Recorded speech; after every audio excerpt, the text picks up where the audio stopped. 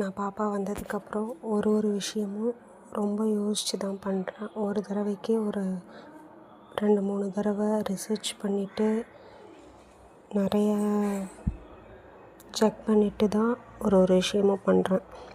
For example, இப்போ அவளுக்கு ஒரு சாப்பாடு கொடுக்க போகிறேன் அப்படின்னாலும், அப்படி இல்லை அவளுக்கு ஒரு விஷயம் வாங்க போகிறோம் அப்படின்னாலும், நான் அதை பற்றி, அந்த பொருளை பற்றியோ அந்த சாப்பாடு கொடுக்கறத பற்றியோ ரொம்ப ரிசர்ச் பண்ணிவிட்டு, இதை நம்ம பாப்பாவுக்கு பண்ணலாம், இது பாப்பாவுக்கு கொடுக்கலான்னு ரொம்ப ஆராய்ச்சி பண்ணதுக்கப்புறம் தான் அதெல்லாம் பண்ணுறேன். இப்போது நான் 6 மந்த் கம்ப்ளீட் ஆனதுக்கப்புறம் ஃபீட் பண்ணுறேன். ஃபீட் பண்ணதில் நான் ஃபேஸ் பண்ண ஒரு டிஃபிகல்ட்டி என்னென்னா, அவளை எந்த போஸ்சரில் உட்கார வச்சு ஃபீட் பண்ணணுன்றது. ஏன்னா நான் ஃபஸ்ட்டு எனக்கு தெரியாது. ஐ ஆம் நியூ மாம். தான் எனக்கு ஃபஸ்ட்டு குழந்த. ஸோ அவளை படுக்க வச்சே தான் சாப்பாடு கொடுத்துட்ருந்தேன். அப்புறம் நிறைய பேர் என்கிட்ட இப்படி கொடுக்கக்கூடாது, நம்மளை மாதிரி தான் குழந்தைங்களும், ஸோ அவளை நம்ம உட்காந்து சாப்பிட்ற மாதிரி அவளையும் உட்கார வச்சு தான் ஃபீட் பண்ணணும், அவள் முழுங்கிறதுக்கு ரொம்ப கஷ்டப்படுவா, கஷ்டமாக இருக்கும் அப்படின்னு சொன்னதுனால, அதுக்கப்புறம் நான் உட்கார வச்சு ஃபீட் பண்ண ஸ்டார்ட் பண்ணேன். பட் உட்கார வச்சு ஃபீட் பண்ணும்போது அவள் இன்னும் அவளாகவே உட்கார ஆரம்பிக்கலை. நம்ம ஏதாவது ஒரு சப்போர்ட்டோடு தான் உட்கார வைக்கிற மாதிரி இருக்கும். ஸோ அந்த சப்போர்ட்டில் உட்கார வச்சோன்னா கொஞ்சம் நேரம் உட்காருவா, அப்புறம் அப்படியே வலிக்கிட்டு படுக்கிற மாதிரி ஆகிடுவா.